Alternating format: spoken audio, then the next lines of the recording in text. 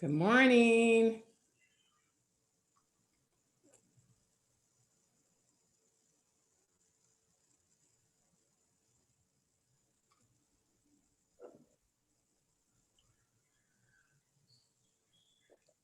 Good morning, everybody. Happy Thursday. We'll give it a minute or so, Heidi, before we start so we can get people in their chairs, settled in.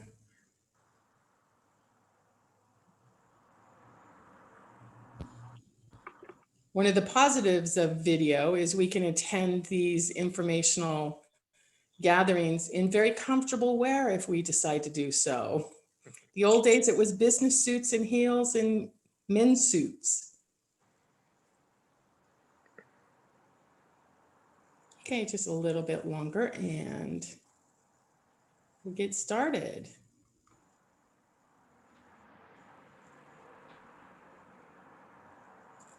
All right, well, I want to welcome everybody to the last part of our first annual conference. It's time making the end of life part of life. We're so happy that you've been able to follow along with us, whether you join us in lifetime or you watch the recording. It's really important that we know that you were there. As I've said in the past 3 of them, I'll say it again and repeat it. We're able to do this through the support of our members. And our members are Sutter Care at Home Roseville, Sutter Care at Home Sacramento, and UC Davis Hospice. Their support and the people that they have involved help us move our mission further, which is to do outreach and education in the fields of end of life and hospice. So today on the screen are some of my board members, and I really wanted to be able to introduce them to you. CJ, you've met. CJ Noddings is with Sutter Care at Home Roseville. She gave us a great presentation last time on, the time before on Qigong. So CJ, would you like to say hi? I just would like to say hi and welcome, and thank you, Brenda, for all your hard work, and the board members. Thank all of you, and of course the participants. I hope you're getting a lot out of this. A wonderful 4-week virtual conference. Thank you so much. Thanks, CJ. And CJ is our chairman of the board, if I didn't mention it. And then we have Erin Bjork, and she's a board member and represents UC Davis Hospice. Erin? Oh, you're muted, Erin. I unmuted. You can't There hear you me? go. Okay. I'm Erin. I'm the volunteer coordinator at UC Davis, and welcome and thank you so much for attending. Thanks, Erin. And then from Sutter Care at Home Sacramento, I should know, we have our team volunteer coordinators, Melissa Levering Clark and Rory Kilcolman. And if the two of you would like to say hi, please do. Sure. Hi, everyone. Sorry. No, it's the Zoom we live in. Thanks everyone for coming. We really appreciate it. Thank you, Brenda, for putting all this together. We really appreciate your work on it. Morning, everyone. Thanks so much for being here, and a huge thank you to Brenda and Lenora and our board for being so creative and fast thinking on their feet to make this happen virtually for everyone. I hope all the participants are really getting a lot out of it. And thank you so much to our speakers. We've had some phenomenal people on. So thank you so much. Thanks. And last but not least, we have Lenora Sisk, and she is our volunteer training coordinator and my sidekick. She's the one that will handle things behind the scenes when I say, Lenora, help. Hi, good morning, everyone. So nice that all of you could join us. Brenda, you have done a phenomenal job, and with the support of all of the members of the board, it's fantastic. We wanted to have a huge in-person conference, and it transitioned to this, and it's working really well. I hope you all are getting some great benefit from it. So fun, enjoy. Thanks, Lenora. So before we move forward, I just want to recap a few things. We started off this 4-week session with talking about the impermanence of life and how by embracing that, we actually can live more fully, which from a Buddhist perspective, there's different practices that we can do. And we were also given a meditation to use to bring more loving compassion out into the world. We also had a session on self-compassion about how important it is for self-care. We need to take care of ourselves first if we're able to help others. And our very own CJ gave us some tools with Qigong and how to release some of the energy and move that energy that moves through us. And then last week we talked about having those brave conversations and how important it is in leading up to end of life that we have that, and we were given some tools. We also ended with a musical presentation, which I found deeply moving and lovely as well. So today we'll be wrapping it up with, okay, now they're gone, now what? I did want to share, because you guys know I always do, don't want to let you down.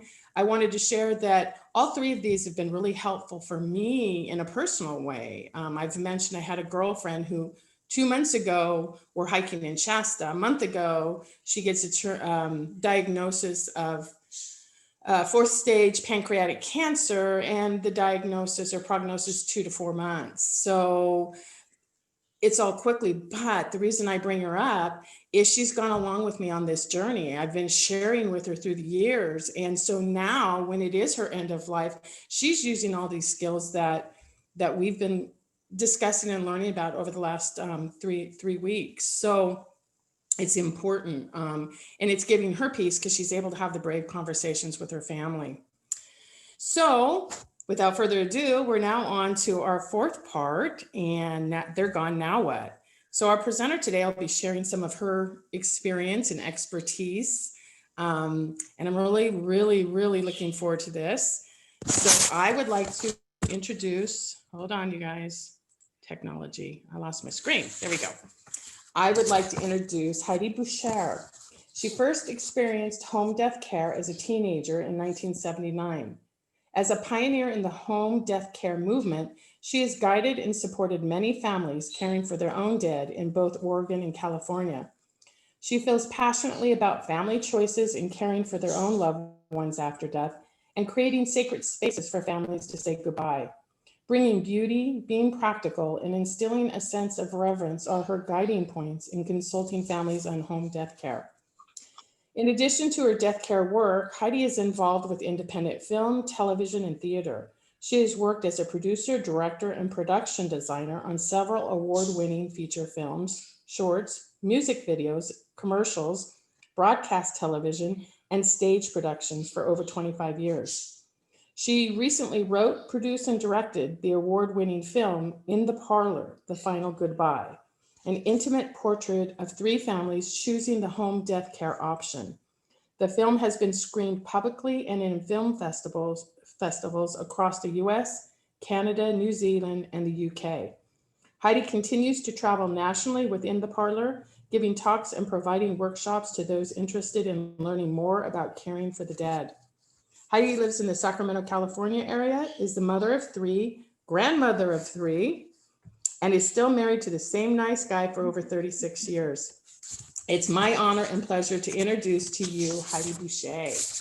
Well, thank you. My goodness. Thank you all. Thank you, Brenda, and all you lovely people and the sponsors too. I feel a little overwhelmed, and I'm really excited to be here. And I'm also excited that I actually got to put earrings on today and a little bit of lipstick.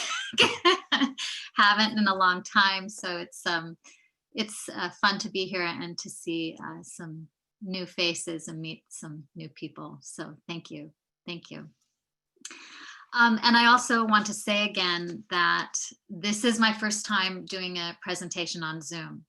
So along with everybody else learning and struggling and navigating, any apologies, I'm just going to put them out there now, and I'll do the best I can. So it's interesting times to be trying to be thoughtful, thinking about what you want to say while connecting with people via a screen. And I think having watched all the presenters, we're talking about something so beautiful and so intimate. They've done a really remarkable job connecting and delivering a message that I think is so important. So yeah, so thank you. I don't know if it's possible to even ask this question online, if there's a way to somehow people in the chat box, but I'm curious to know how many of our viewers have actually experienced a home vigil and or home funeral. I don't know if that's something that they can just I'm gonna say. try something. Uh-oh. Maybe in the chat box, they can just go, yes, yes, yes, yes. I'm just curious to see if I'm talking to or preaching to the choir to some of you, or if this is a foreign thing. So I'm just curious. But anyway, Heidi, there is a way to do this. There's a poll feature. Oh, here we go. okay, I see one. Hi, Olivia. Oh, good. Okay. Got a couple of people. Well, good. Well, maybe as we're going, if you can in the chat box just say a simple yes, that would be great, because I'm always curious about you know, what level people have experienced this. And it's interesting, last night I took a very informative class on green burials, which I know about green burials, but sometimes it's nice to hear it again. And I've always enjoyed listening to a woman named Lee Webster, who's very involved in the home funeral industry and also green burial. And she said something that reminded me of a place and a thought that I've had for years and years doing this. Oh, now I can't see. I'm going to X you out. And that is the whole reason, or one of the whole reasons I continue to do this work, is that whether you do this or not, it's just getting the word out, and to try and change the culture just a little bit, or not change the culture, but inform people of this activity and of this process so that it's not a mystery. So as I march through life, I don't know how many people I've shared this information with, or taught classes or whatever, but the point is, I would like as many people to know that this is an option, because still 99% of the people that I run into, or a dinner party or work or whatever, they have no idea that a home funeral or a home vigil is even possible. So I just wanted to say that. And the other thing I want to share or say is that there really is no right or wrong way to plan a loved one's funeral. And it's important for me to say that, yes, I'm biased towards home funerals and home vigils, but the reality is there's no right or wrong way, and we have to have the freedom to choose and decide what's best for us. And before I continue, I also want to say that in talking about this, sometimes it does bring up not only the regular feelings of grief, but sometimes I've found people get a little upset and angry because they realize that they didn't know about this. And that can be upsetting sometimes, because if they had only known, you know, they're having this internal dialogue of, if I had only known about this, I would have done this. And so then there's this feeling of guilt. Hang on, here's the host showing polls. Oh, wow. This is really interesting. We have 48% saying yes and 52% saying no. Very interesting. Wow. Okay, good. So this is great. So if there's any feeling of guilt or anger, please know that that's not my intention, but it is something that does come up. So I'm going to have you just go on a little journey with me, a little imagination. And this is primarily for those of you who have not experienced this. But I'm going to share with you two scenarios, And I want you to just maybe, if you feel comfortable, closing your eyes or just focusing on something other than the screen and just listening, and go with the imagination for a minute. So imagine, if you will, for a moment, two very different scenarios that might take place within a 72-hour window. Jane and Tom, unrelated, both in their mid-80s, on hospice and ready to transition. Tom, having spent the last few months in a respectable and lovely elder care facility, getting exceptional quality care, is suffering from acute congestive heart failure. His family comes to visit often and recognizes his rapid decline. As Tom begins to fade over several days, his loved ones take shifts, visiting and keeping vigil over his last few hours. Jane, across the hall, has a similar family experience, yet she suffers from cancer. She also has loved ones coming to spend time, and they are also there when she passes. Both, with loving families, seem to be on the same train to the unknown, just a few hours apart. Tom's family has opted to go the conventional funeral route, with embalming, a distinguished bronze casket, an afternoon viewing from 2 to 4, and a service followed by a private burial, time and date to be determined. Two nice strangers from a funeral home show up within 90 minutes after his death. They carefully take Tom and put him on a gurney, cover him up, and put him in a white van, delivering him to the funeral home. Upon arrival, he is wheeled in through a roll-up door, into a warehouse, and finally into a large cooler. There he is carefully unloaded onto a shelf next to several other bodies. Some are shrouded in hospital sheets, others in plastic sheeting, and some in cardboard caskets. There in the cooler, he will remain for several days, while the family continues to make arrangements with the help of a thoughtful funeral director. Jane, on the other hand, is also being picked up by nice strangers in a white van, but they will deliver her immediately back to her home, where she had planned for her vigil to take place. When her body arrives at the house, the strangers carefully wheel her along the side of the garage, through a gate into her garden, past her rose bushes, and in through the back sliding glass door that leads into her den. She's greeted by several of the same people that were with her when she passed. While waiting for her arrival, and according to her wishes, family members moved some furniture around to make space for the simple pine casket that Jane asked her son to make several months before. According to Jane's wishes, and with the support of a home funeral guide, her daughter, her niece, and a friend, they will wash, dress, and tend to her body over the course of 3 days. Privately, they willingly do this for her on a borrowed massage table. Jane's daughter puts on some quiet music, gathers a special rose oil Jane requested, and the women laugh and cry as they navigate this forgotten ritual.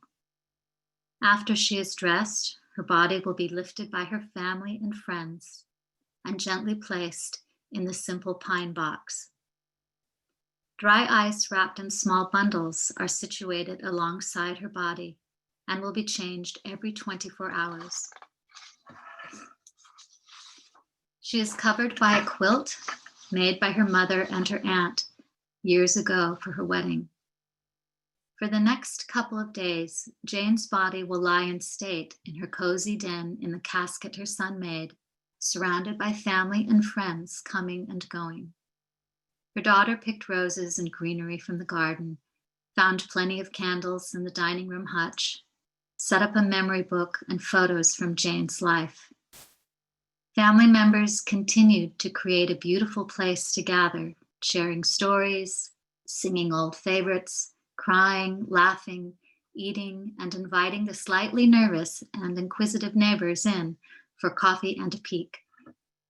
The grandchildren come racing in and out, saying hi to Nana, bringing special stones, pictures, all for her to take with her. Even the neighbor's little one tootles about looking for the cat that has curled up under the casket. After 72 hours, the strangers in the white van come back to pick her up for final disposition. With tears, hugs, and final flowers placed in the casket, the lid is closed, and Jane is on her way to wait her turn for direct cremation. But the family is now ready to let her body go to its final destination. A sense of exhausted and elated relief is shared by those waving her off in the white van. A memorial is set to take place in the spring. Meanwhile, Tom is still in the cooler, waiting to be embalmed. So those are two very realistic pictures. And again, not to say that one is better than the other, but I think one definitely has a little bit more of, I should say, intimacy and connection, and those things that we strive for as human beings. So the conventional funeral, we've been doing that for many, many years. And I think personally, it's time to shake things up a little bit and really let people know that, yeah, it's a good thing, it's fine, but let's go a few steps further. So what I'd like to do is perhaps show you a little bit of the history and how, just touch on that and some photographs. But I do want to say that there are pictures in here of people who are deceased. So if this is uncomfortable for you, just maybe turn your face away or whatever. But I just wanted to give that little disclaimer. So I'm going to share my screen. This is the big test now, Brenda. Let's see if I can do this. And please, if people have questions, go ahead and start writing them in the chat box so that we can know what we can answer and as we go along too. I am going to see how I can, I'm learning, bear with me. Thank you, everybody. Brenda, is it possible to make the little side panel screen where the picture, where I see myself smaller? I'm trying to. Did that help? No, for some reason I can't get to me. I can't make my little, I can see four of us. I guess it doesn't matter. It's fine. It's okay. I'll let you know on the recording, it won't be showing. Okay. What you can do, Heidi, is go up to where it says view options and click on that little down arrow.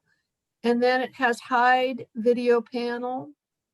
Yeah, for some reason my cursor is not working. It's not working. Okay. Yeah, it's okay. It's fine. I just want everybody to be able to see the screen instead of, anyway, I think it's okay. So today, more individuals, families, and communities are rising up in the face of exorbitant professional costs, spiritually disaffected procedures, and environmental concerns in search of affordable, meaningful, and authentic funerals. Home funerals are nothing new. From the beginning of time until the 1860s in America, pretty much all funerals were home funerals. It was always our practice to be with loved ones as they died in our homes. With our hands, we washed, dressed, combed their hair, laid them out, and grieved. While neighbors built the coffin or wound the shroud, others dug the grave, made a meal, or sat with the body for 2 to 3 days. It was during the Civil War when things started to shift, with embalming making its debut on the battlefield. Bodies of soldiers were sent home via train, and many were embalmed. President Lincoln's assassinated body was also embalmed in order to travel across state lines over many days, giving the practice much attention. Shortly after, family and community death care in the home, along with medical care, began to fade from fashion. It took another 50 years or so for undertakers to brand themselves as morticians. Then a few decades later, funeral directors.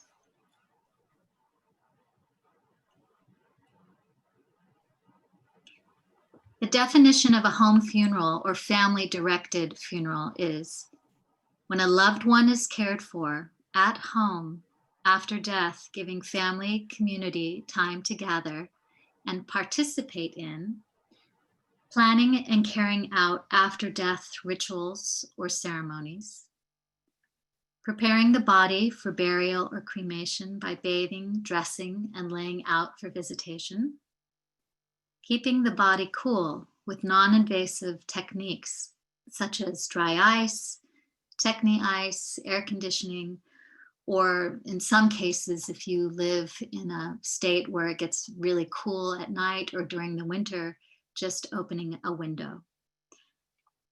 And for some families, filing the death certificate and obtaining transport and burial permits.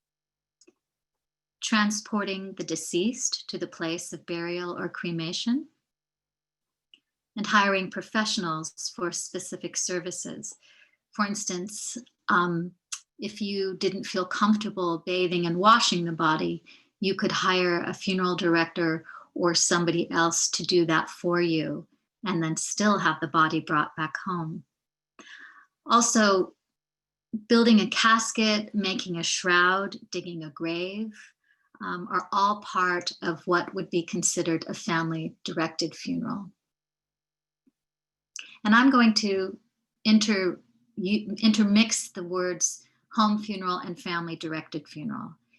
We're trying to call it more of a family-directed funeral, but for ease, we just get lazy and call it a home funeral. But they're the same thing.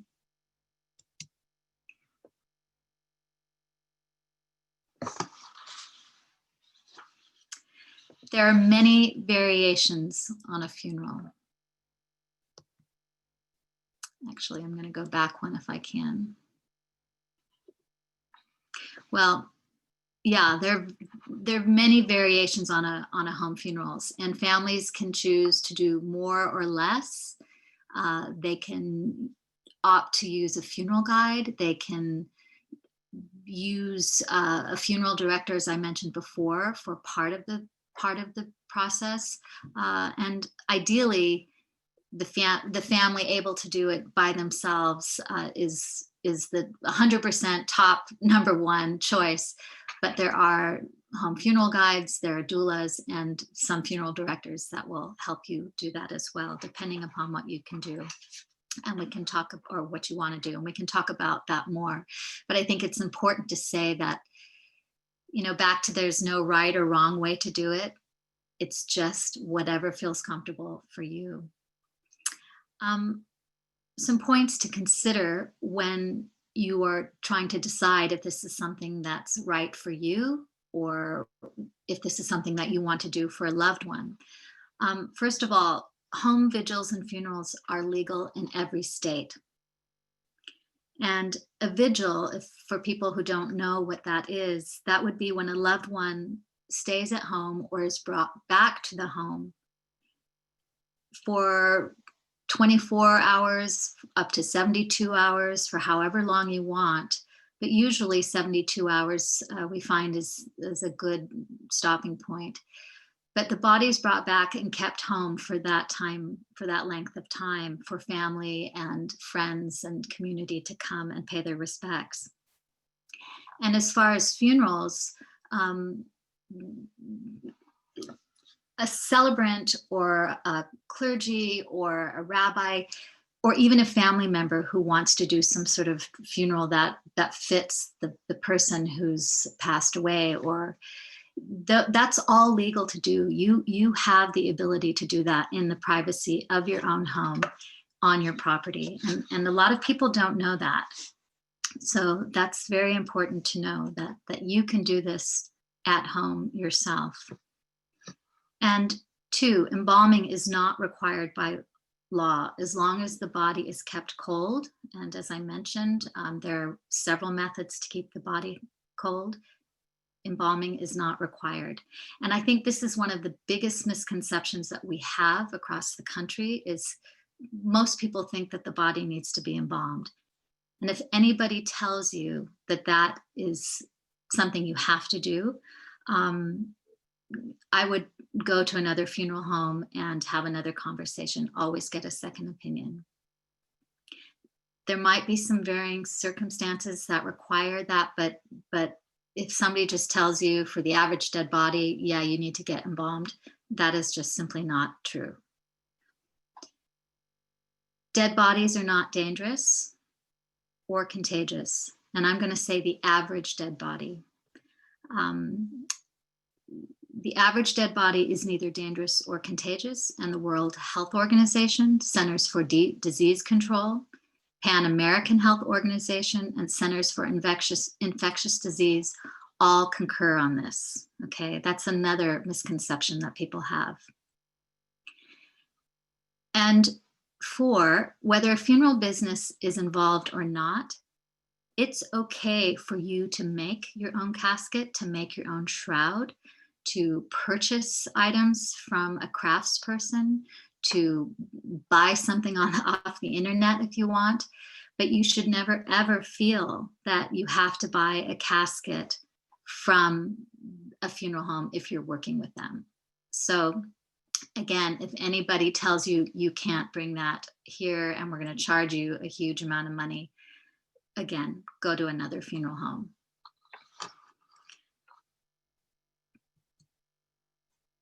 I just threw in some pretty pictures here because I am a visual person and I like to see pretty pictures, so I'm sharing them with you as well. So what might some benefits be of a home funeral? Okay, so this is where I kind of get on my little soapbox here. And it's hard to talk about it without going in deep from my own experience. And I should say that I am speaking purely from my 35 years of doing this work. And I have to say that the intimacy involved in this act and the connection is extremely profound. And if for nothing else, for doing a home funeral for 12 hours, 72 hours, whatever, the sense of intimacy and connection that people share in doing this and the personal experience that I have felt doing this is profoundly, profoundly deep. I don't know what else to say other than you get it when you experience it. One goes, aha. And I woke up this morning and the first thing that came to my mind, the first words that popped into my mind this morning were, we are born to tend to the dead. Those are the first things that when I opened up my eyes, we were born to tend to the dead. And I started reflecting on that and thinking about how lost we have become, or we've become so removed from this act of caring for the dead, when really from the beginning of time, this is our purpose. Our ultimate person is yes, we have many other things that go on in our life, but caring for our loved ones when they die is part of that. And I think we have gotten so far away. So when you have a home funeral or you are experiencing a vigil and you are able to have that sense of intimacy and connection, it really goes back to this primal sense of kindness, love, and compassion that I think we all could use. A sense of purpose. So we all know that when somebody dies, well, maybe I shouldn't assume, but there's this feeling of it being out of control. You feel out of control emotionally. I think a lot of people feel this sense of, what can I do? I need to bake a casserole. I need to clean. I need to get flowers or something, or I'm going to throw everything away and go to the Goodwill, and people start purging. When you take on the role, or you take on the challenge or the task or the grace of doing a home funeral, it brings you a little bit in this more centered state of being, and it grounds you so that you can face what you're going to face with a sense of, okay, this is a new situation. This is a new chapter in my relationship with that person who is no longer there. So it does not only for the people that are closest to the person who has died, but also for those who are on the periphery. It gives you a sense of something to do, and it's quite lovely and very helpful. People talk about, the families that I've spoken with after say, yeah, that was very helpful. Also, people need to have a job to do. They need to feel the sense of activity.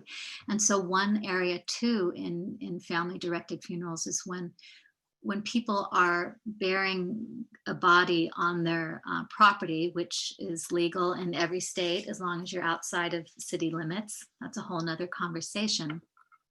The families and community that are able to actually dig the grave and to get their hands dirty and to carry the body. Again, there's this sense of purpose, and it's very, very helpful to the community and the people that are left behind. The grieving, again, we've found, and I'm certainly not a doctor, I'm not a fancy person with a lot of numbers or letters after my name, but I know what I've seen and experienced, and also talking with other home funeral guides. All too often I've heard people say, gosh, when my loved one died and I called the funeral home and the funeral home was there within an hour, and they took the body away and it was too fast, it was too soon. I felt this sense of emptiness. So having a home vigil, again, if you keep the body at home, if they die at home, or if you have it brought home, you have a little bit more time just to sort of, get on some sense of stability, or feeling a sense of, okay, this is a new paradigm for me.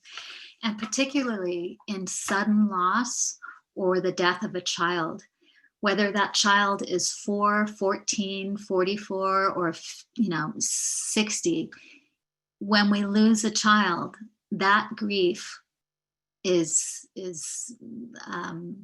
as we know, the most difficult grief of all.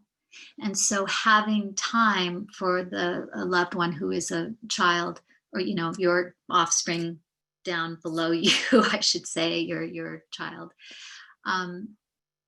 having them come home gives the parents and the family more time to deal with that situation. And the same is true in sudden accidental death when it's not foreseen. The cost can also be, if this is a concern for people, and it is for many, many people, the cost can be much less than a conventional funeral, much, much less. It's not to say that a home funeral doesn't cost something, because it does. Again, if you decide you want a fancy casket or you want to do this or that, but you can have it cost as little as possible compared to a conventional funeral, which can run anywhere from $8,000 to $10,000.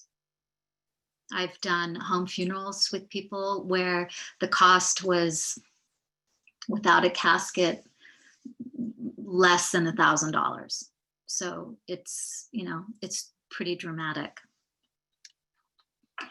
And of course, having a home funeral, home vigil, and whether you do a green burial or cremation, any little thing that we can do that's better for the environment, obviously we know is a good thing. And embalming is very toxic. Yeah, that again, that's a whole nother conversation. More pretty pictures. So what to do if you are interested in doing a home funeral for yourself or loved one. So first, do the research. Take a workshop if you're going to do it for another person. There are plenty of books out there, films. There's great websites, and at the end we'll have a couple of those websites listed. But the National Home Funeral Alliance website is a terrific resource. It's super juicy with a lot of information. You could just spend hours on there reading stories and how to, and it's a very good website. Write your wishes down, make a plan. And I know for the past several weeks, we've had a lot of speakers come on, and I can't stress enough how everything that they were saying, all of them, that there was this repetition of make it known, make your wishes known, write these things down. It's very, very important. I had a situation where there was a community member who was extremely artistic. He was an artist. And the community had a sense of what he wanted to do just from talking and experiencing other home vigils and funerals, but he didn't write his plans down. And in the end, what should have been a really beautiful farewell and vigil and all that for him ended up being something that was actually rather unattractive and empty. And it was very disheartening because of all people, this extremely vivacious and artistic human being should have had the farewell that he wanted. And essentially somebody else in his family who was not even related to him drove that cart and they went down another path, and it was very discouraging. So write it down, because otherwise you just never know what could happen. And talk to your family and those close to you. Let them know. Make copies of things, and also talk to your healthcare provider, especially if it's somebody that you've been working with, if it's a doctor you've been close to and he or she, you see them every 6 months or 3 months or whatever. If they know what you're planning, that also will help in the end as well. So they won't be surprised when somebody's calling trying to get a death certificate signed, if the family member is going to go down that way and do it themselves. Gather a support team if you're doing it without a home funeral guide or funeral director. So again, home funeral guides, we want the families to do this themselves. This is all about families taking control and doing it themselves. But if you can't, if you don't have the support, if you don't have a lot of people in your area, yeah, well, I guess what I'm saying is just find some people that can help you, because it's very important to have more than just yourself doing this. And not just to help physically with the body, but just in the days after. I think we all know how difficult it can be. Be flexible. Of all the people on the planet right now, when I go around talking about this, I have it in my mind that if something were to happen to me, this is what I want. I talk about this stuff all the time. My kids know, my family knows. My extended family knows that if there's a situation, Heidi will have it under control and she's going to do this great home thing and blah, blah, blah. That being said, when 2 of my family members passed away a few years ago, and I had to go deal with the situation, we didn't have a home vigil. So one has to be flexible and say, yeah, okay, as much as I want to do this, I can't do it, or it's not going to work this time. But that doesn't mean you can't bring elements of a more intimate or connected vigil or home funeral into a situation. I hope that makes sense, but the bottom line is be flexible if you can't, if it doesn't work out. And again, always do more research. Get those books, get those fingers clicking on the keyboard, researching different things about home funerals.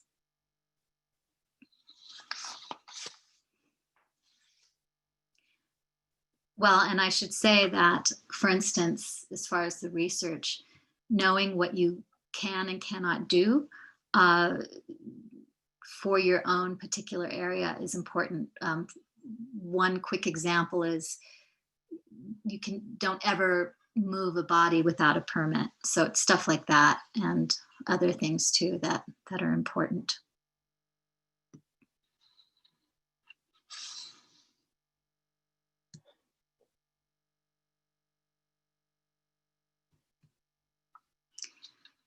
So what not to do if doing a home funeral? There are some things that make doing this a little bit more challenging, and we can also talk about this later on, and if anybody has questions. Waiting until the last minute. That's not to say a home funeral isn't possible when there's a sudden death.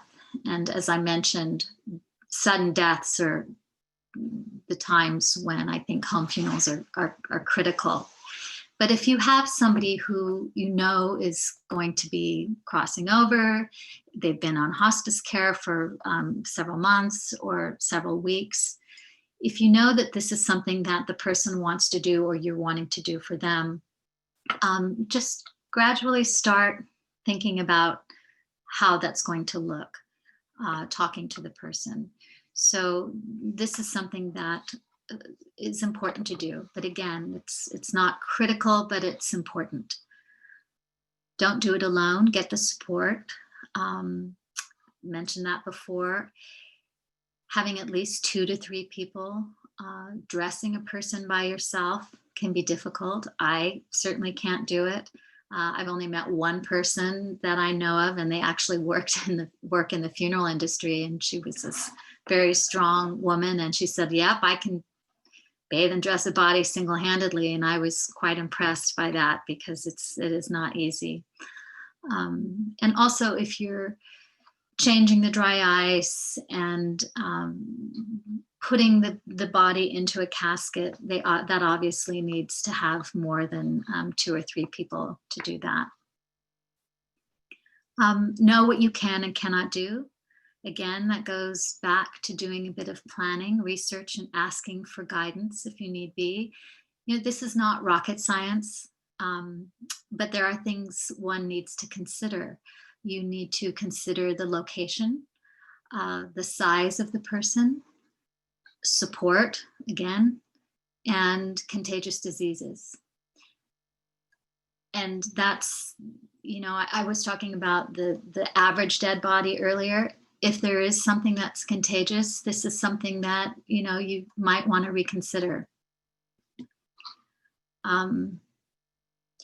Yeah, and again, we only have a limited time. If we were doing like a 5-hour conference on just this, we would go into that in more detail. And exhaustion, don't do it if you're exhausted. If you have been caring for somebody for months and it's been arduous and long and you just don't have the capacity, then don't do it. It's not worth tapping out and draining your resources even more. It should be something that inspires you or enlivens you and gives you a sense of renewed energy to want to do. But if you're depleted or exhausted in any way, it just might not be the thing to do. And that's okay. I think that's okay. The other thing I want to say, if there's any sort of abuse, or if anything feels uncomfortable, that's also not a good sign to, just follow your intuition, and that would be another reason why not to do this.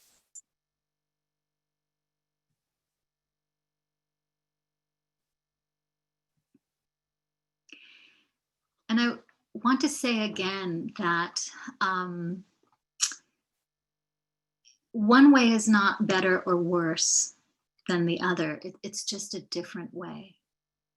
And ultimately, I think it's important to know what our options are and what's available to us when it comes time to plan our own or someone else's funeral. And family directed death care is very remarkable and profoundly beautiful. Yeah, so I encourage people to dip their toe in a little bit if they're interested, and to do more research and read about it, listen to testimonials, read blogs, all those things, because it's quite remarkable.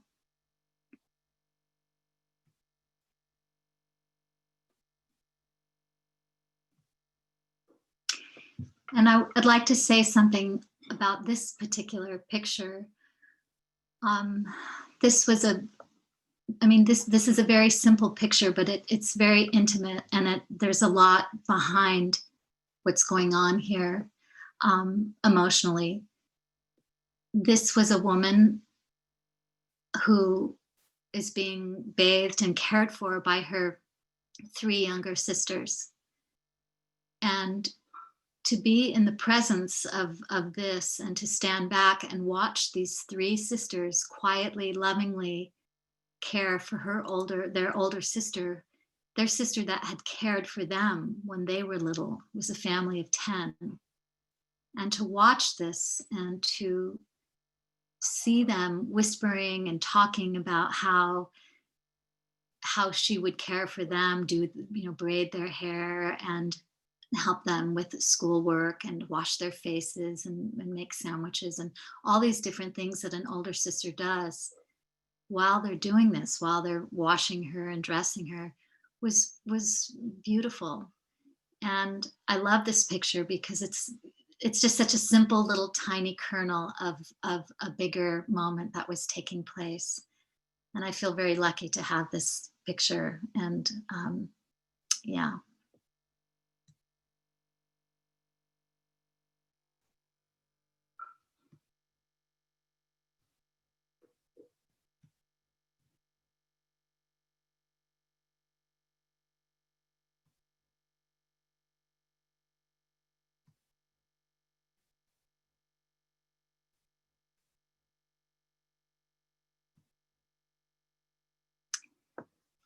So again, the National Home Funeral Alliance is a very, very, very helpful, the best website I can recommend for people interested in learning more about this. The Funeral Consumers Alliance is a very helpful website that has been around for a long, long time, since the 1960s, I believe. Or an organization, not the website, and they can help you with a lot of different things. If something feels right, if a funeral home is a little bit, if there's something just not right, these are the people that you would go to get some advocacy and help. They also have come out with a book a few years ago that was written by Josh Slocum and Lisa Carlson called Final Rights. I believe that's the title. It's a very helpful book that you can get on their website, and it tells you state by state what you can and cannot do as far as home funerals, family directed funerals. The Green Burial Council is another resource if you are interested in learning more about green burial. And then I'm plugging my own film, In the Parlor, which if you are trying to wrap your brain around this in a more visual way, the film follows 3 families who did this. It is a documentary, and it's a good thing to share with family members if you're trying to explain something that people just can't quite wrap their brain around. So yeah, there you have it. And how do I get out of here now? There we go.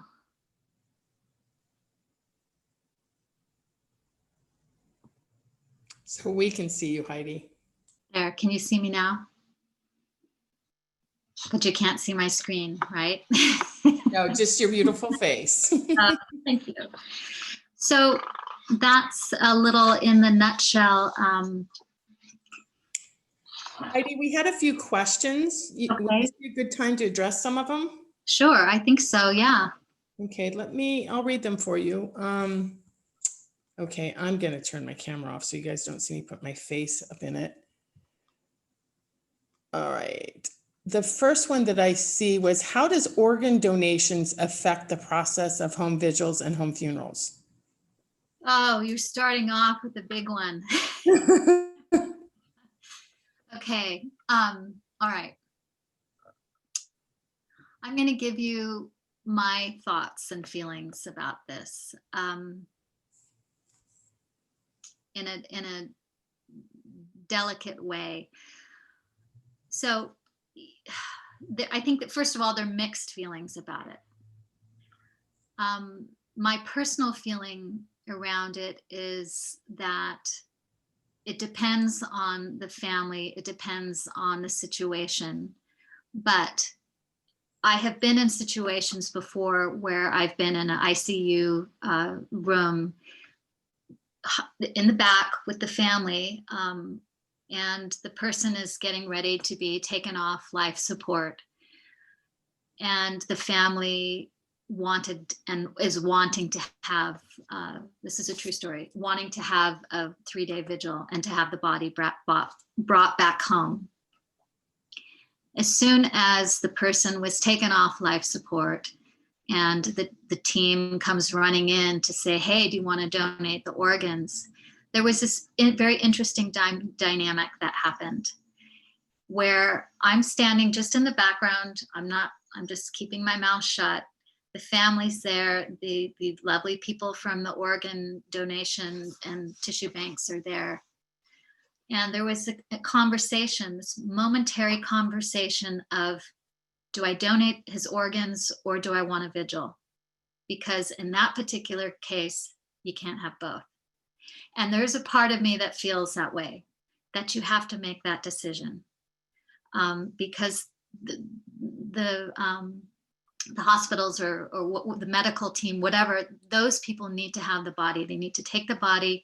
They need to go and do what they're going to do. And oftentimes you don't get the body back. Oftentimes you do get the body back. I don't know. There are lots of different variables, and there are probably a lot more people who are more qualified to talk about this than I am, because I don't know enough about it. But Heidi feels that you need to choose one or the other. I think, it's really a choice. But again, there are going to be other home funeral guides that have different feelings about it. Yeah, I know I'm going to wake up tonight going, gosh, I should have answered it a different way. But that's my honest, heartfelt feeling. It's not to knock organ donation. It's just, I think you have to kind of choose what you want to do. Yeah. Thanks, Heidi. We had another question. Some religions require the body to be cared for within 24 hours. How are those processes similar or different to what is most common? Well, yeah, I mean, if you're of Jewish faith or Muslim faith, I'm not going to answer that from their perspective, because they have a whole incredibly, both faiths have really incredible processes and rituals that they do. But I don't know how different it is, other than they have to bury the person, I think, within 24 hours.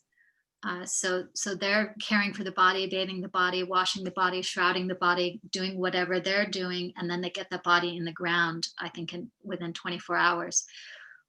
We're doing the same thing, and I'm saying that very liberally here.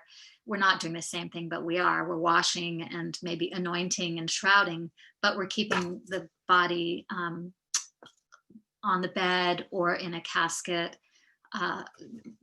for 3 days instead of burying it. That's not to say you can't bury the body after the 3 days. So I don't know if that answers your question, but there's a lot more, the religious aspect is there. So I think that's what makes it different.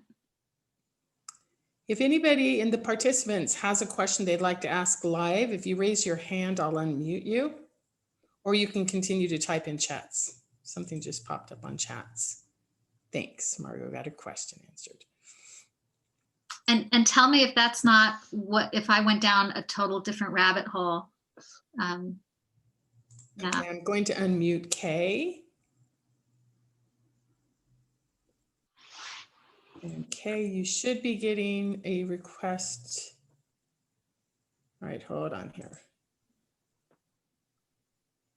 I didn't have a question. Oh, your hand's up. Oh, you know what? I held it up earlier before we figured out the survey thing. Okay, good. Well, nice to meet you, Kay. Nice to meet you too. Thanks, Brenda. How about Anna?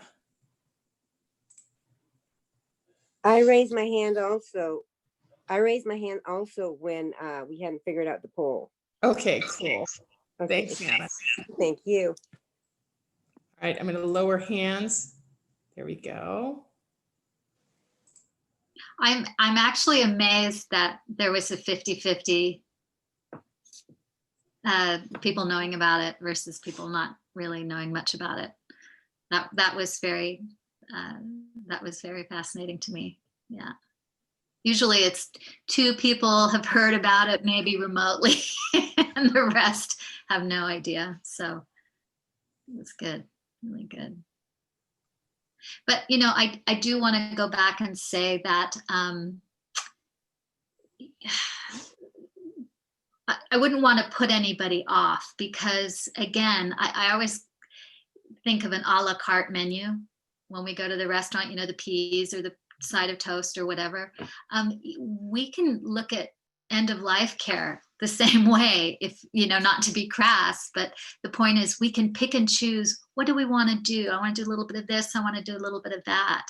And it's not just cut or dry. It's not just home funeral or conventional funeral.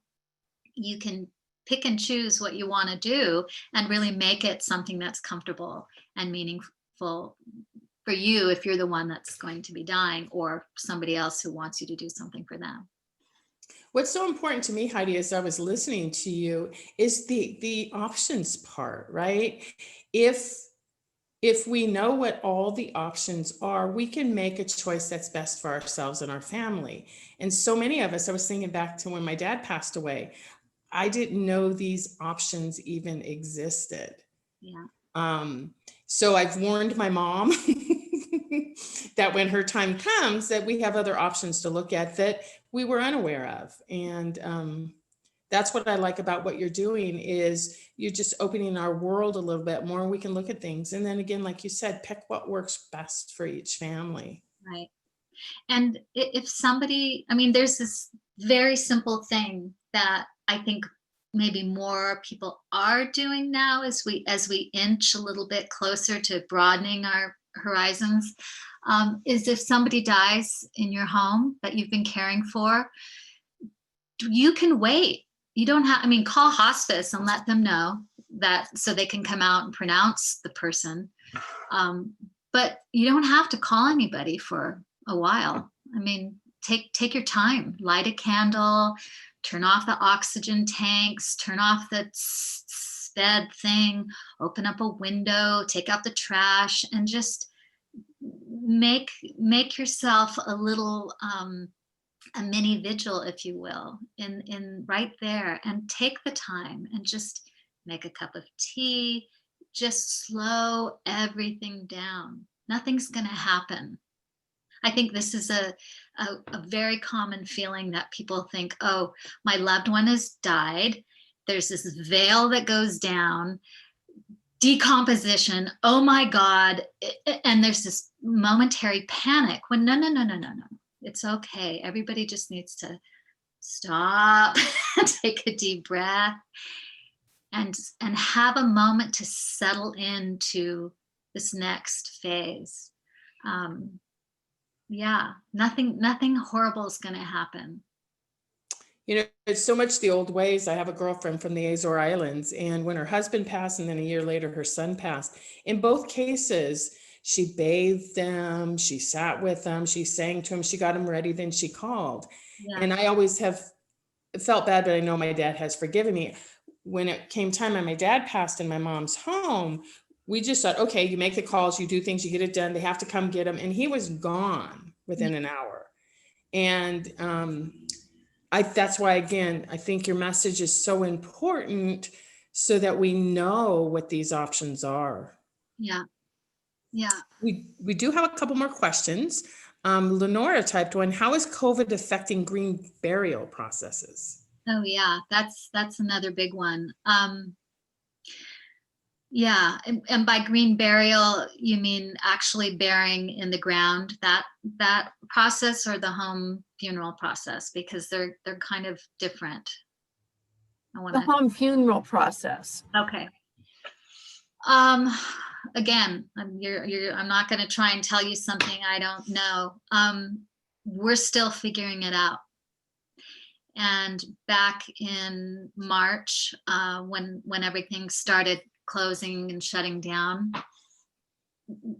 many of us started getting on national Zoom calls to try and say, okay, what do we do? Along with everyone else, what do we do? And we're still kind of working it out. We have, I just printed out, a 15-page pamphlet on home funerals and COVID. So it's a little complicated, but I can give you just bullet points.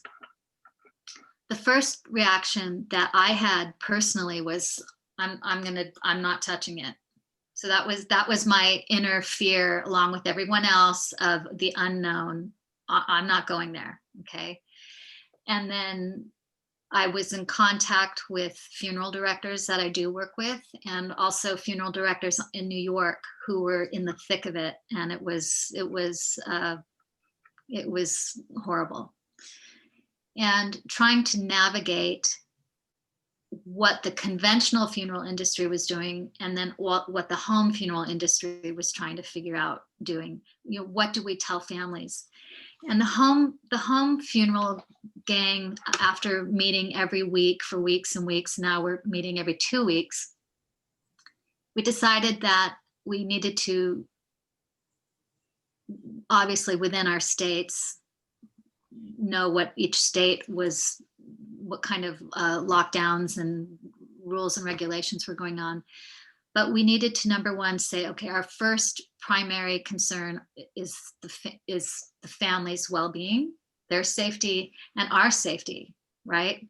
Because the person, if they've died, they're dead now. Okay, so now it becomes the first people of the point people, the living people. Those are the people that we have to be careful for and of, if you will. That being said, there was a lot of conversation about, do we suit up? Do we cover ourselves completely? Do we coach people how to do this over Zoom?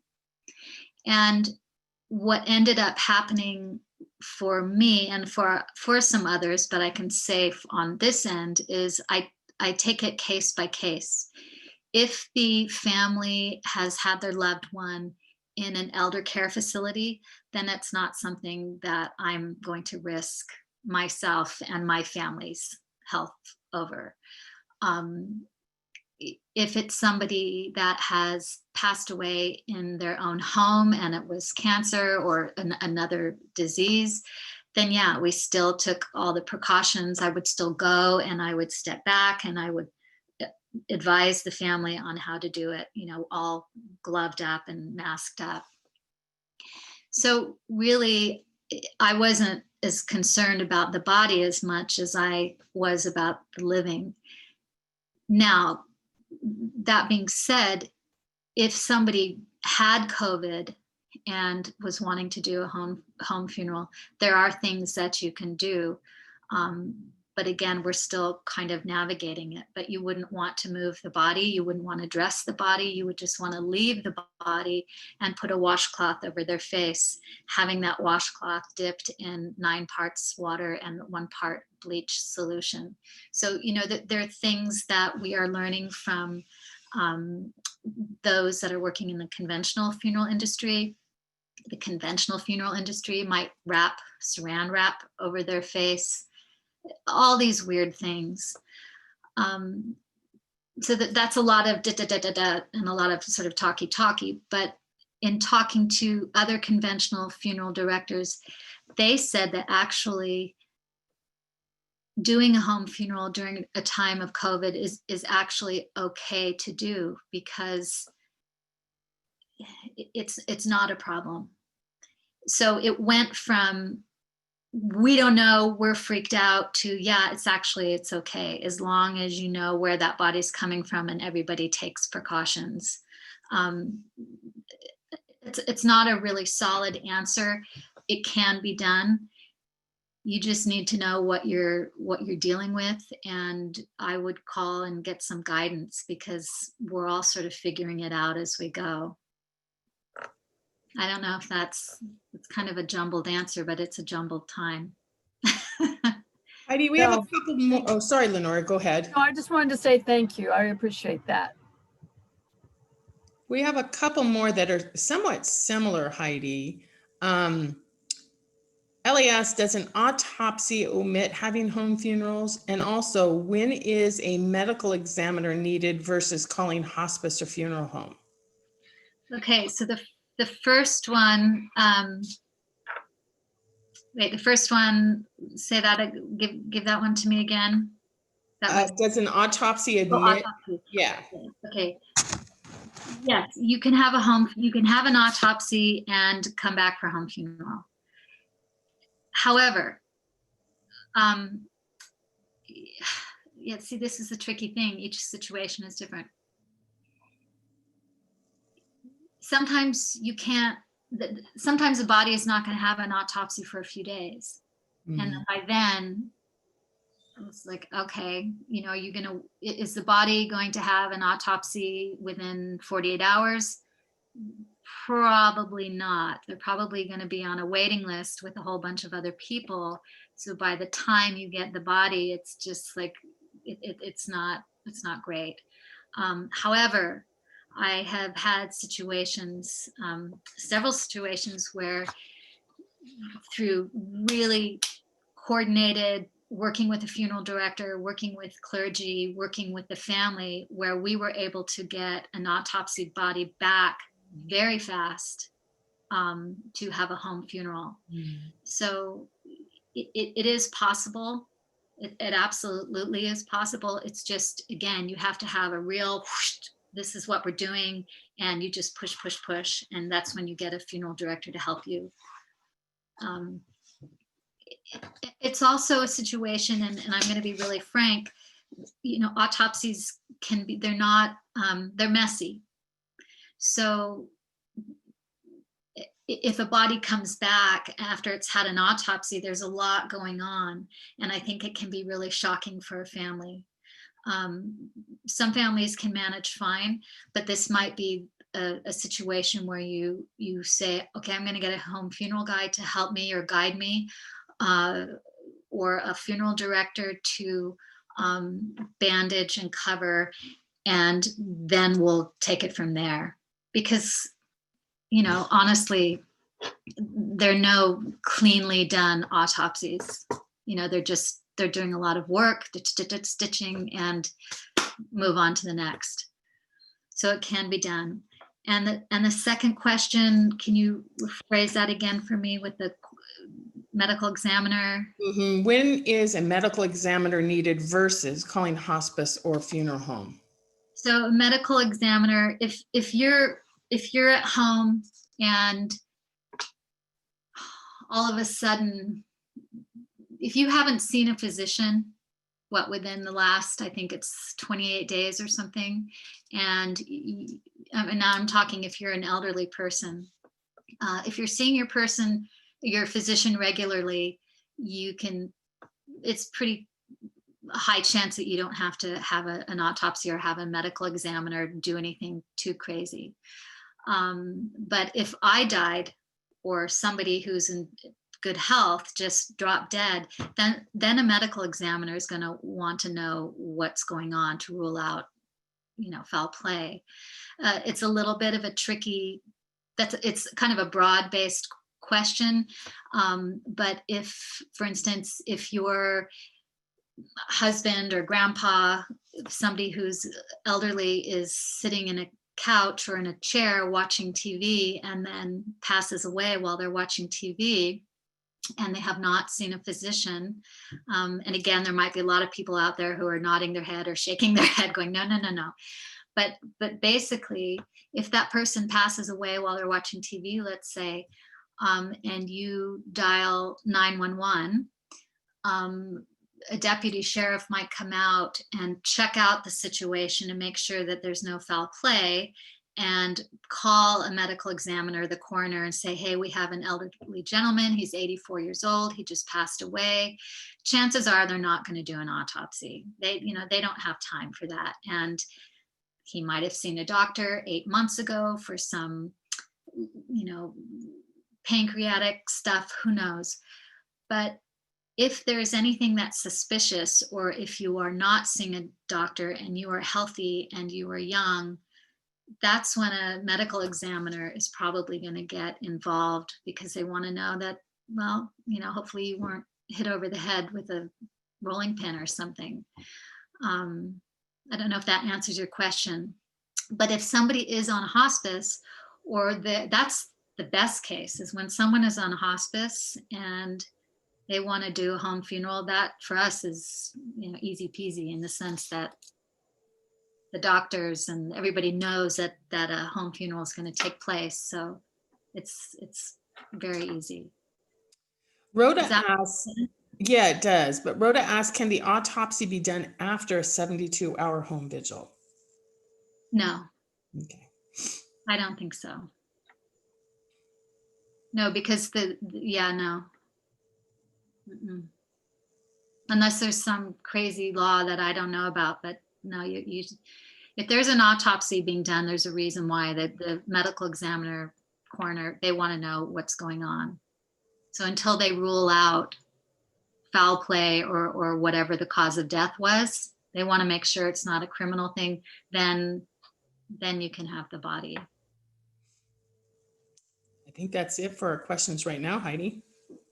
Yeah, those are good questions. And yeah, and something, I've been doing this for a long, long time, but there's so much I don't know, and I learn stuff all the time, and I'm constantly picking up the phone, calling my funeral director friends and taking classes. But unless you're doing it every day, there are things that kind of come in and they go out, and it's a constant process.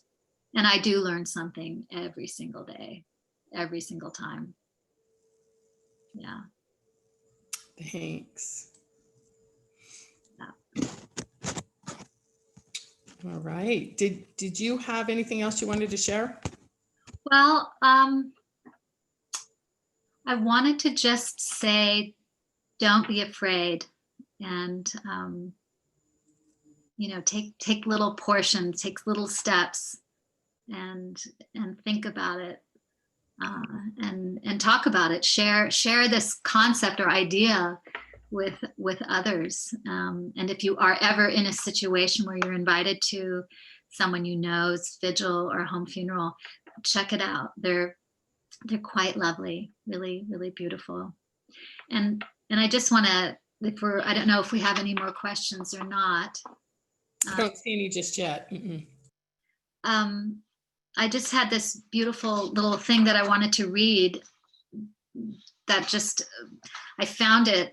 I mean, and I'm sure all of you have read this. I would almost bet money on it that you all have read this at some point in your life, but you've probably forgotten about it. But I stumbled across it a few years ago. And actually, it just moved me so much. And I remember reading this as a child and thinking, I read it over and over and over again as a child. And then when I found it again as an adult doing this work, it sort of took my breath away a little bit. So I want to share this. And then if any other questions come up. And some of you will recognize this. So the spring days came and went. The sky grew clearer, the earth greener, the flowers were up fairly early, and the birds came back in time to say goodbye to Beth, who, like a tired but trustful child, clung to the hands that had led her all her life as father and mother guided her tenderly through the valley of the shadow and gave her up to God.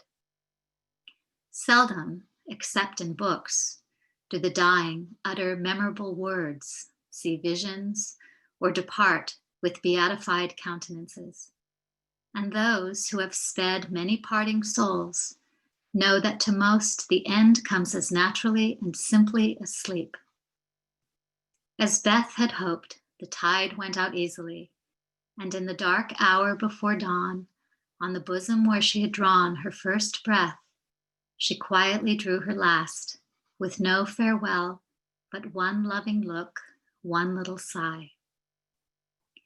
With tears and prayers and tender hands, mother and sisters made her ready for the long sleep that pain would never mar again, seeing with grateful eyes the beautiful serenity that soon replaced the pathetic patience that had wrung their hearts so long, and feeling with reverent joy that to their darling, death was a benignant angel, not a phantom full of dread. When morning came, for the first time in many months, the fire was out, Joe's place was empty, and the room was very still. But a bird sang blithely on a budding bough. Close by, the snowdrops blossomed freshly at the window, and the spring sunshine streamed in like a benediction over the placid face upon the pillow, a face so full of painless peace that those who loved it best smiled through their tears and thanked God that Beth was well at last. So that was from Little Women, When Beth Dies. And I just think it's such a tiny little beautiful image of what was so normal back then. Thank you, Heidi. That was fantastic. Let me see, make sure that's not a question. We have some comments. Rhoda did have another question. How does one let people know that a home vigil will happen? Announcement in the newspaper? Although how many people read a newspaper anymore? And thank you, Heidi, for your presentation. Yeah, I'm not sure I would put that in a newspaper. Yeah, I don't know. I mean, I suppose you could. I think one thing that's important to do with a home vigil, and again, we could talk about this all day. There's so much. Many of the families that I work with do a 72-hour vigil, and they will send a notice out through their church or a phone tree, you know, something, or a private Facebook thing, or, you know, whatever their method of getting the word out socially is. And typically what I recommend with families is that when they do a vigil, a lot of the families that I work with, they'll try to do a vigil that lasts from a few hours after death up until a few hours before the body's taken away for a service or whatever. All day and all night, there's somebody with the body sitting all day and all night. That's really hard to do. It's really hard to do, but people do figure it out, and it's astonishing. However, you know, it can be a lot when you have your house open and you're trying to deal with just the emotional reality of that. Having a lot of people coming and going can be overwhelming. So I suggest that families have their doors open from 9 to 12. And then maybe they take a lunch break and just have family time from 12 to 2. And then they open it up again from 2 to 6. And then maybe they close it up for an hour and then open it up again from 8 to 10. There are different variations that you can do. And also the idea, and again, people can do it any way they want to do, knowing that it can be draining, so you have to manage and have the ability to say, yeah, I need a break now. So if you have hours and times that are open, that seems to work really well for family, and it gives them a time to just take a nap or have some downtime. So, you know, there was a family, I'll just share this, a really beautiful family situation where the dad was in his 40s when he died and left 2 young children. And so it impacted, he was in the middle of his life, and he was a class parent, and his children, school, you know, social things, sporting things, their community was big.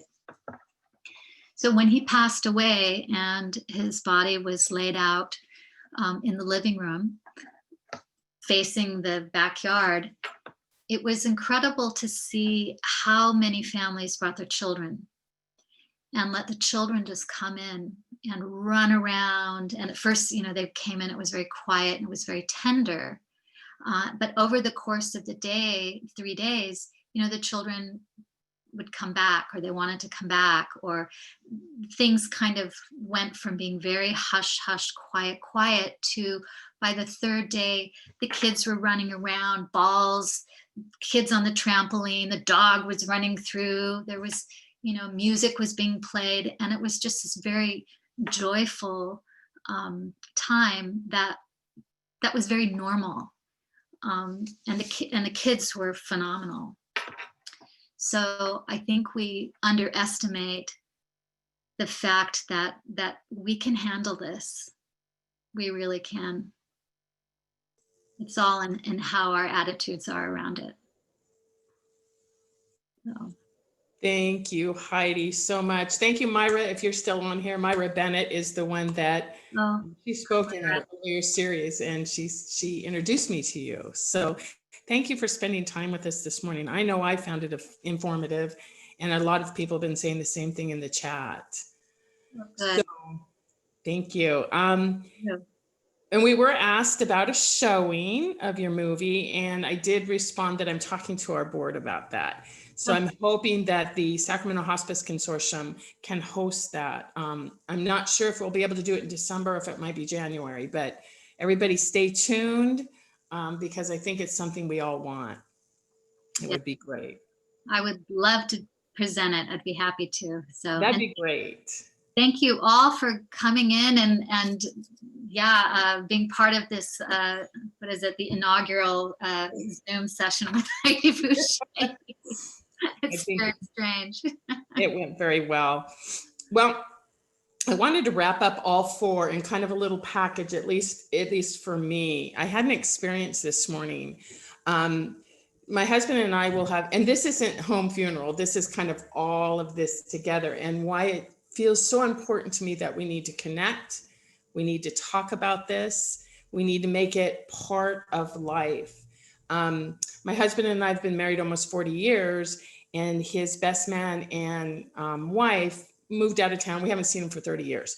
Every year, over 30 years, we'd say at the end of the year, we're gonna make the next year the time we get together. We are gonna get together. That happens every year. And we're like, yeah, okay. Well, what's this? It's November. I reached out to my girlfriend and I said, you know, we haven't seen you guys. I'm just thinking about you. We need to get together. And then she tells me that he had been diagnosed in August with colorectal cancer that metastasized to the liver. And he's doing okay. He had surgery and he's doing okay. But what it brought to mind to me is, you know, we might not have next year. We're not even promised tomorrow. We're promised today. And so how we live today. So bringing these things in. So for me, with our friend, COVID kind of messes with things a little bit, but remembering, don't put off connecting with a loved one. Don't put off these conversations we need to have. After Heidi's presentation, I'm going to have a conversation with my mom and see if that fits with her. And then I do know if it's something I want, I have to start now working on my husband. He's Greek Orthodox. I mean, he's thinking incense in churches, and it's like, no, that's not me. So you've given me some ways to introduce this talk too. So in ending today, I was going to make a speech about, ways you can contact us. I'll send you all an email. But what came to me was a song when I was thinking about this experience with my friend. So I'm going to play it for you. I was going to read the lyrics. I practiced twice and cried both times. I thought, no, this wouldn't be pretty. So I'm going to play the song. And as I play it, please feel free to pop off if you need to, or you can stay to the end if you'd like as well. And then I'm just going to quietly end the meeting, just so that we can leave with that on our heart. And then stay tuned, because this isn't, we're going to be in contact with you. So now, Heidi, I get to do technology. Hang on, you guys. Uh-oh, hold on. I got to get back. Sorry. You'd think I'd have this down. All right. Here we go. But I have to share my screen.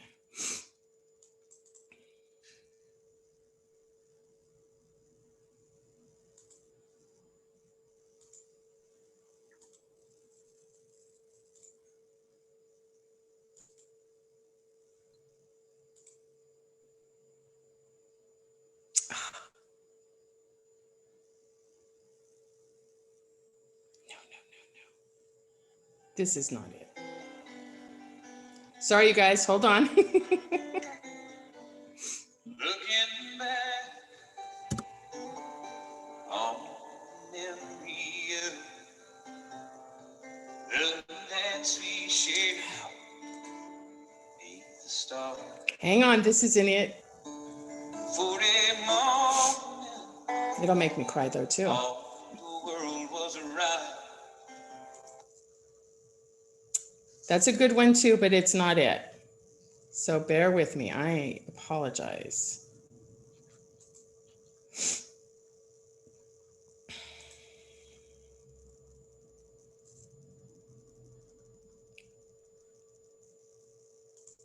I'm going to find it, you guys.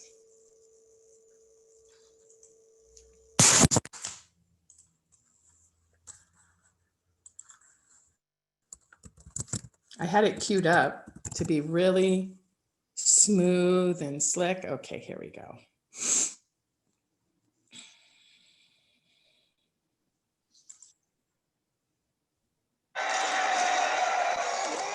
Oh, this is not working.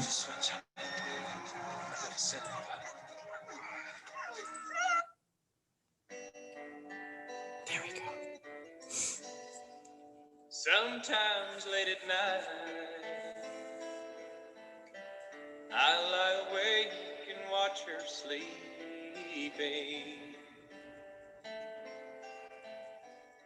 She's lost in peaceful dreams, so I turn out the lights and lay there in the dark. And the thought crosses my mind, if I never wake up in the morning, would she ever doubt the way I feel about her in my heart? If tomorrow never comes, will she know how much I love her?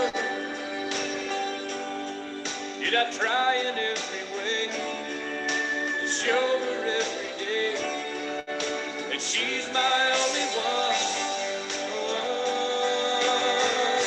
And if my time on earth were through,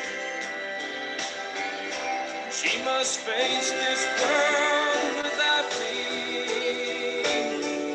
Is the love I gave her in the past gonna be enough to last if tomorrow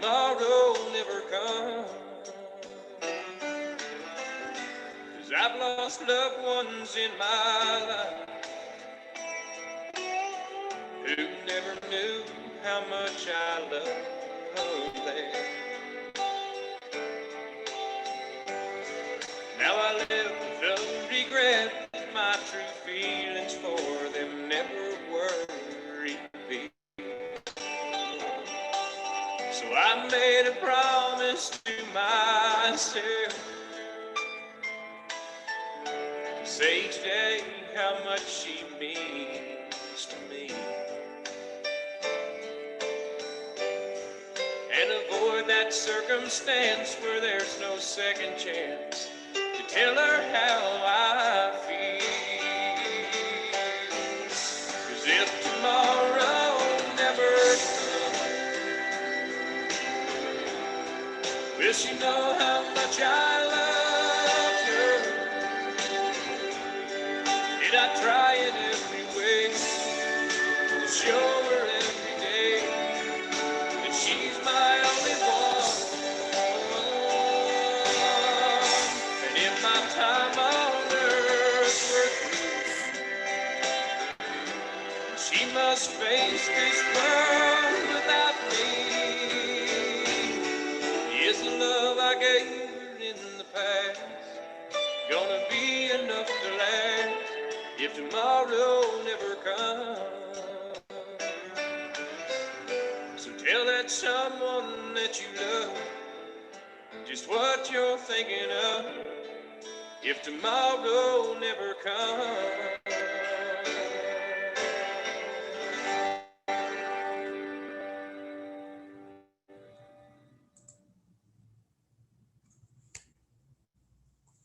Disney Plus, Hulu, and ESPN Plus TV.